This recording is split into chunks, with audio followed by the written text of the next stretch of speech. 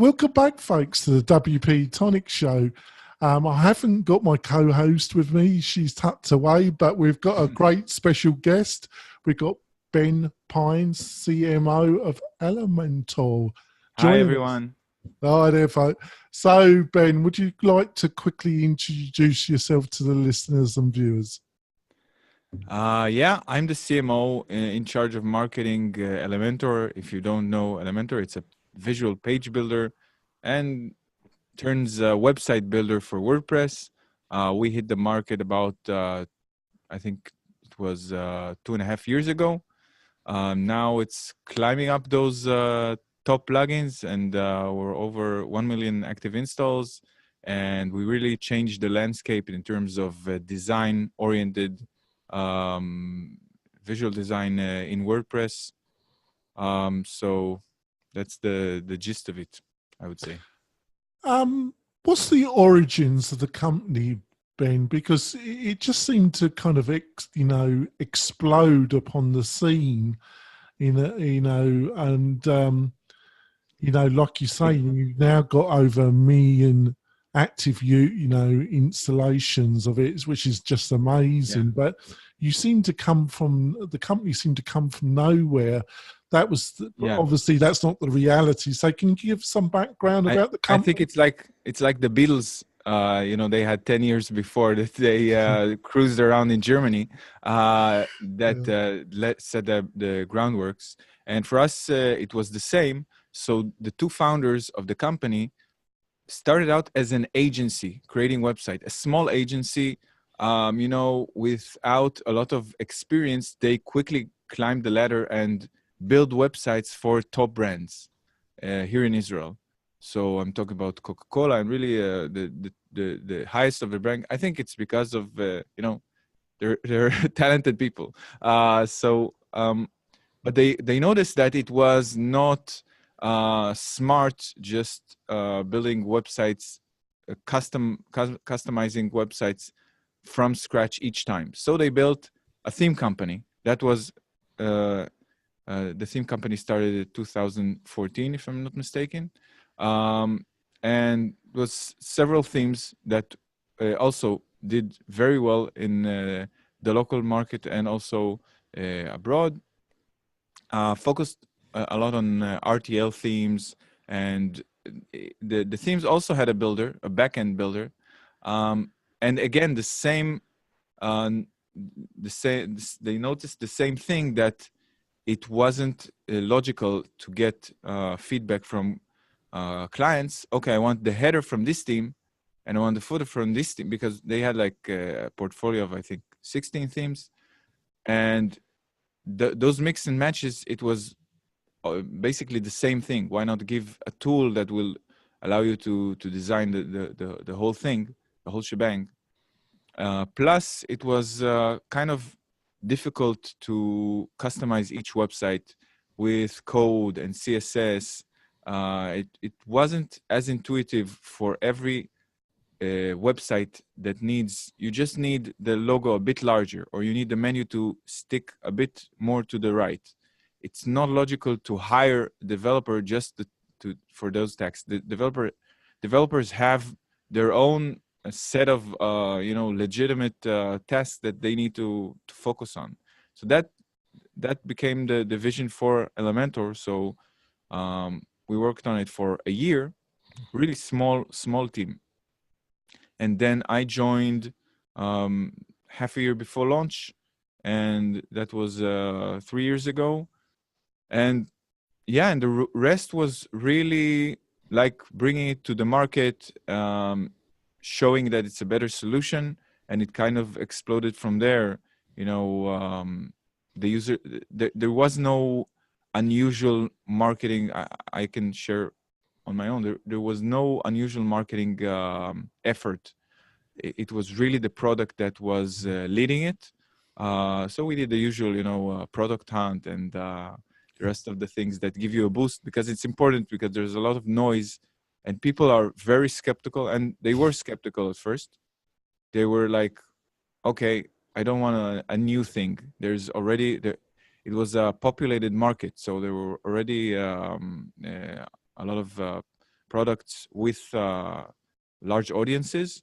So it was really conquering an audience after audience, starting from the early adopters, people who kind of are looking for the next thing. They don't care. They just want they want something new, and they were very important at first, and then progressing to more different audiences.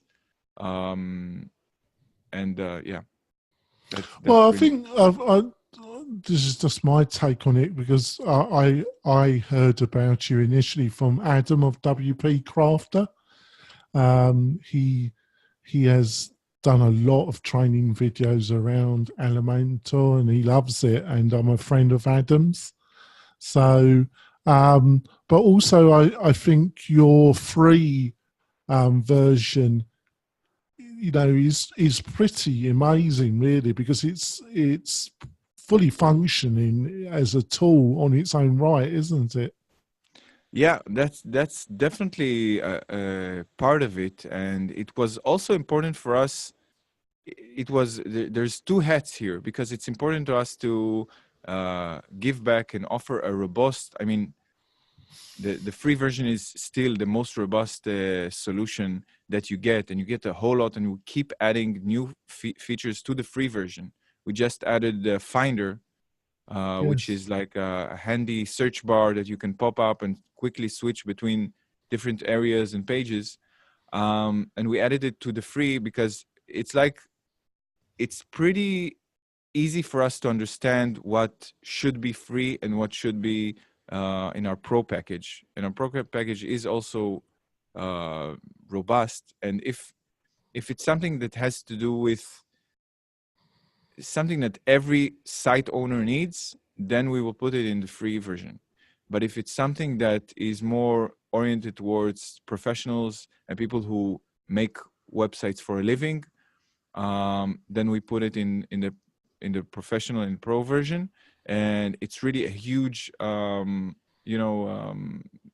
value proposition that you get when you upgrade to the pro version. So that's kind of how we see it, because open source is great. It's what made WordPress so amazing. It helped us also build the kind of community where we were looking for, and we managed to do that. I mean, our Facebook group is now 27,000 people, and it's really people helping each other. Which is amazing, isn't it? Yeah, and I was just I recorded a podcast with one of our admins of the group, and she stated that the conversation is different than other groups, more inclusive, more sharing, helpful, and that's exactly what we hoped for. And it's by large, I mean, it's a huge a huge reason to draw people in. Certainly is, because I think the company's ability to offer that free product and the way that you've worked out the blend of functionality offered in the free and the paid version, you've done a fantastic job of working that out, which isn't easy. A lot of plugins, what they do is like they give you a light version. Yes. So here's just tinker about, but if you really want to use the plugin, then you need to upgrade. But if you think about the most successful plugins, WooCommerce, ACF, then you can get some, and even products outside WordPress, like Zoom, like Zencaster, if I may plug some tools that I use personally. It's not always the best method to do that. You have to be really clear about, because it's not easy to approach marketing this way. It has its own challenges. It's not like the golden way. But if you are aware of the challenges and the difficulties, then you can make it happen. Well, I think one of the concerns is you're going to face a lots of support requests on the free product. So how do you deal with that? Do you offer a different tier of support with the paid and the free, or does everybody get the same kind of level of support? And if that's the case, how do you deal with it? Well, it's kind of something that also developed with the product. So now a lot of users, as I stated, get help and support from individuals from the Facebook group. Yeah. It's kind of a give and take, because most of the people that help also offer their own services. So they get known for being helpful, being an authority, and being experts at Elementor, and then they get paid eventually, and it works. I've had conversation. It works for a lot of those people. There's the WordPress support, but we're not there all the time. We can't answer each, because there's hundreds of questions. We try to offer this free support, but premium support, it's like I think now almost 20 people that answer support round the clock, 24/7, and give you and help you. And if you need, go into the site and try to locate exactly the problem and fix it. And it's hundreds and hundreds of tickets every week, and that's a great service that we offer. Yeah, today support is definitely one of the features that you get with Pro. Yep, that's great. I use myself all the leading page builders. The only one that I don't use on a very regular basis is Divi.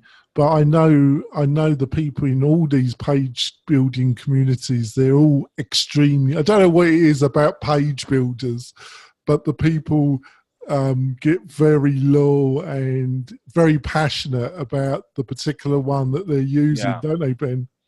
Yeah, it's the same. It used to be with themes, I think, and now the same. I would say zealots. That's the word. Yeah, definitely. And I don't know. There's pros and cons in that. I mean, it makes it a bit. Sometimes it's a bit funny, and sometimes it's a bit harsh. I keep all the conversation is always respectful. That's how I approach it. I never badmouth a competitor. So I think it's in good spirits, more or less. Like you just said, it is an extreme, very large market, but also a very competitive one. Like you got Divi. I know the people from Divi. You got Beaver Builder. I know the crew there very well. Do you feel? Well, it has. I was going to ask you, being based in Israel, do you think that put you on a slight disadvantage? But obviously, it hasn't, hasn't it? Or do you think your growth would have been even faster if you had been based in the US? Or do you think it doesn't really matter now in a globalized market like WordPress? It's really hard to say. I don't know if I can answer. I mean, we try to, we visit every WordCamp in Europe, at least. I think it's a difficult question, because it certainly helps to be in the US, especially in terms. I don't think in terms of marketing, but more in terms of collaboration with partnering with different companies that are in the US. That said, there are some amazing companies that realize the huge potential of the global market, and people appreciate it. People appreciate that Elementor has been translated by the community, by the way, to over 50 languages. Wow.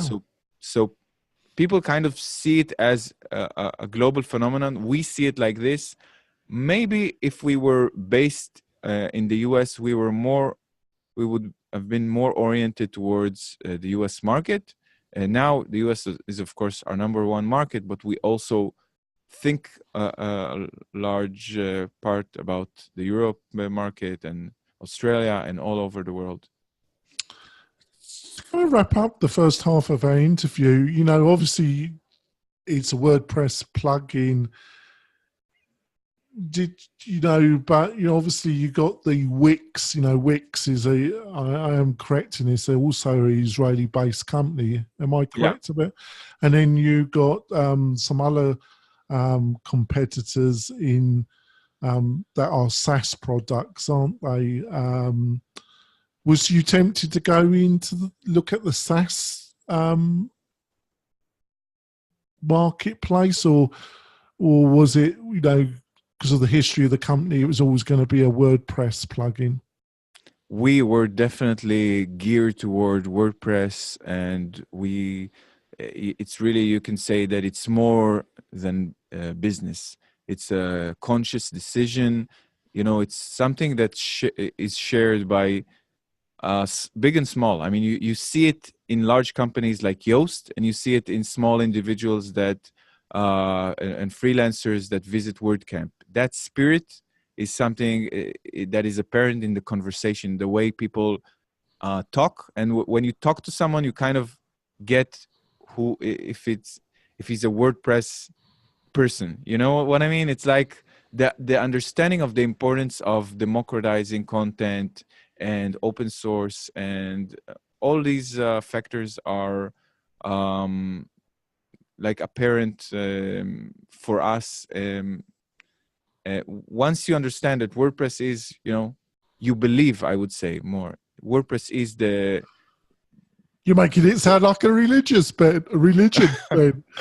Yeah, but once you believe that it's the CMS that should be on top, and you think that if other CMSs will prevail, and it's a threat, I have to say, then people will be less, how do you say it, will less benefit from it, then yeah, it's an obvious choice. Because yeah, I think all WordPress users share the vision of Matt in one way or another, you know?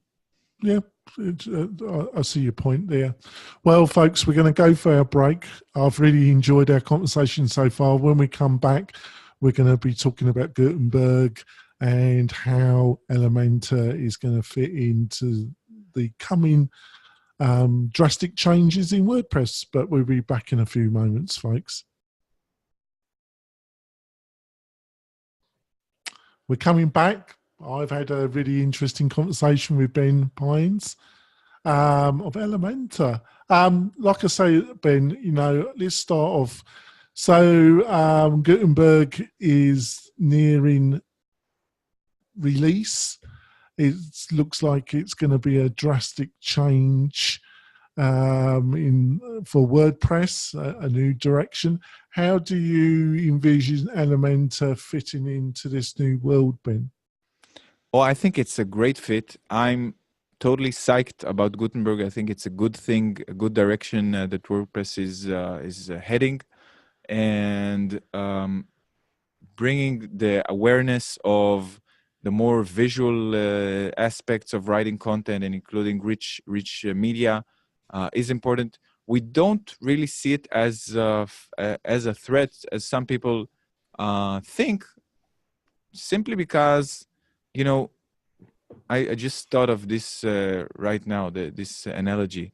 You know, I use Google Docs a lot, and it has some visual capabilities. I don't think even Google is you know, kind of an amazingly rich company. I don't think Google Docs will replace Photoshop in the near future, because you can't have two hats in one platform. There's so much importance. That's what part of the thing that we brought, I believe, to WordPress. The concept of UI. I think I totally agree where you're coming from. I think it's been one of your strengths has been your UI UX. If I look, if UI and UX, exactly, both of them, because if you think of the landscape of solutions that there was, not only in terms of page builders, but if you think of form builders and kind of every your typical plugin, there was no regard to first UI, like really thinking about each and every element and streamlining the work process, and second UX, meaning the experience. That's a large topic, but I'm talking specifically about speed, having everything work fast, and so these are things that cannot be just jumbled together. It takes a whole lot of thought, a whole lot of fights in our team to get it just right. We have a lot of improvements to go. So even if you take that's kind of what is happening. Like even if you take into considerations that competitors aren't naive, and they catch up and try to copy what we do, then we have a whole 1 year, 5 year plans from now. It's going to keep developing, and we keep adding features at I would say I can say that that's the another thing I can share, that there's going to be a whole lot the same kind of features that you've seen in the last 2.5 years, more and more updates and features that are helpful. And if you compare the first version of Elementor to what is now, it's part of the why now we draw a lot more professional designers than before. Well, I think there's an enormous amount of scope with integration anyway, isn't there? Because, you've got products like ClickFunnels, Kajabi, products like Kajabi, because at my WordPress podcast, we deal with plugins like yourself, but also a focus on course and course building membership sites. So like ClickFunnels, Kajabi, there's an enormous amount of work that's necessary to make, to set up a website with good quality, easy to build landing pages that integrate with email functionality and text messaging and marketing automation in general, isn't it? There's a lot still to be done, and definitely to make the whole thing a lot more easier for effective online marketing, isn't it? Definitely, and both in terms of marketing features, we have coming up real soon next week, so a suite of marketing features, and we have lined up marketing features, design features. There's so much more we can do. So 2019 is going to be really amazing, I believe. We already crossed the 1 million, so we have higher goals for this year, and it's going to be interesting. And I do agree with you, because a lot there's been controversy, being an open source project, there is bound to be a lot of discussion with something like Gutenberg. But my fundamental position on it, Ben, is that the actual page editor, the content editor, did need to be modernized, because compared to some of the SaaS products which we have mentioned in this interview, it was clearly well behind and it needed an update. But I also agree with you, for them to catch up with a product like yours is going to take a long while. And obviously you're moving at a breathtaking pace yourself, your company. So it's very unlikely that they're going to be any in the foreseeable future, in the next 2 to 3 years, in a position where there could be any way, any shape or form, a challenge to your company. I totally agree with you there. Yeah, there's always challenges, and I think that it's really hard to know what kind of what the future holds. Yeah, especially in technology. Yeah, a new competitor can come in and make a better solution. That's true to every category. I'm sure that the people at Slack are not slacking together and always think also how to improve and how to deal with the fact that you have to offer, if you're a company with a vision and you want to offer, it's not just making money. You want to offer the best solution. You don't want to trick, some of the companies that I see, it's kind of like the same trickery that I saw. I'm not talking about WordPress plugins. I'm talking about, SaaS and the same trickery that I saw in the early 2000s. You know what I mean? It's like, join in, you're going to make a whole lot of money. Here's the boss, here's the CEO with a Mercedes. We still see this kind of marketing, and if it works for you, then yes, then go for it. But for us and for several other companies that I see starting to grow, it's not the case.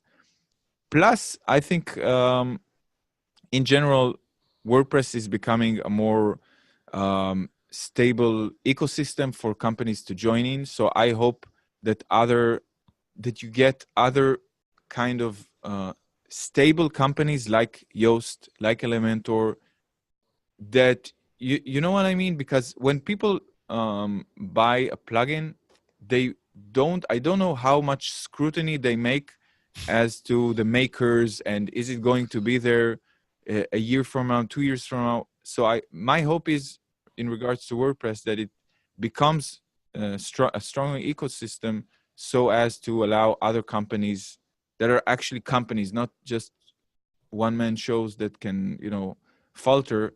Well, it's, even the best intentions of one person developer of a popular plugin, they just get overwhelmed with the support that's expected, even if you make it really clear that on a free product you can't offer. You just do the best you can. I've known a few developers that have developed really popular, and in the end they've sold it to iThemes or another larger company. For the main reason was that they felt a bit overwhelmed, Yeah, you get I think you get certain individuals that can make it happen, like Elliot from ACF. He's a person that I totally trust to do. It's amazing, isn't it, really, what he's achieved, isn't it? But he's like 1 in a million. And for each one of his, there's like, I would say probably 30,000 plugins that are that have just been created on the spur of the moment, maybe reached success, but the owners aren't willing to really put the elbow grease to work to maintain what they created. So that's unfortunate, because the plugin stops working. The companies that use it suffer, and that's really bad for WordPress's publicity and. Yeah, I totally agree with you.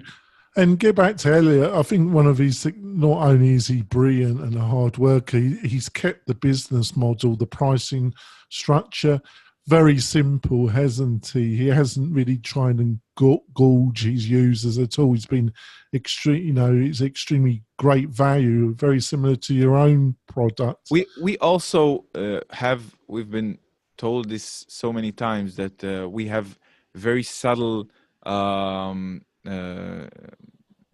marketing in terms of the upgrades in the plugin itself. You can hardly notice it. It's definitely directed and oriented towards this. Right. We're coming to the end of our interview. So what's the best way to learn more about Elementor, more about yourself, and what the company's up to in general? Well, we have a newsletter, and we have a blog that we publish articles like top 10 websites and my podcast. So you can subscribe and get that. Of course, use Elementor to build your landing pages or entire website. And if you're already an Elementor user, of course, join the group and pick up the conversation and download it for free, of course, from the repo. And that's the amazing thing, folks, because like we were saying at the beginning and during the interview, the actual free version is fully functioning. Obviously there are upgrades to the pro version, but you can really do amazing things with just the free you can build a really beautiful website with the free version, and it's not it's not a different plugin. I mean, when you install Pro, it's another plugin, so you get the entire functionality plus more for the Pro version. I've got to say, Ben, it's been a pleasure talking to you. Hopefully you'll come back in the new year and we continue our discussion. And I wish you and Elementor a very successful 2019. I'm sure it's going to be. We're going to wrap this interview up now, folks. We'll be back next week with another great WordPress expert giving you insight about WordPress, online entrepreneurship, and building an online course. We'll see you soon, folks. Bye. Bye-bye.